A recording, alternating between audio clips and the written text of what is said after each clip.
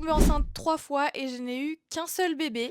Sur la vidéo, suite à ma fausse couche, beaucoup se sont demandé comment je suis tombée enceinte sous stérilet. Quelque chose dont je n'ai jamais parlé, mais avant Kenny, du coup, j'ai eu une relation et j'ai dû avorter puisque je n'avais pas la situation. J'étais très jeune et ce n'était pas la bonne personne. Faut savoir qu'à ce moment-là, je suis tombée enceinte sous pilule et je suis quand même tombée enceinte. C'est un peu un petit secret de ma vie que je vous dis, mais je n'ai absolument pas envie de m'étaler sur le sujet. Donc ensuite, vous le savez, j'ai eu Milo et il y a 3 mois de ça, j'ai fait une fausse couche. Et cette fois-ci, je suis tombée enceinte sous stérilet. Et non, mon stérilet ne s'est absolument pas déplacé parce que les gens pensaient que mon stérilet s'était déplacé et que je devais me faire opérer. Pas du tout. Je pensais aussi, en étant tombée enceinte sous stérilet, que mon stérilet s'était déplacé.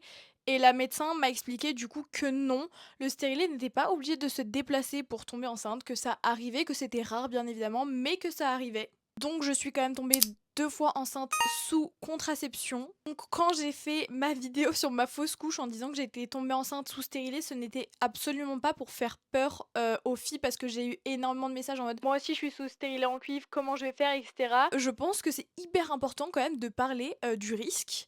Puisque le risque zéro n'existe pas, j'en suis la preuve du coup.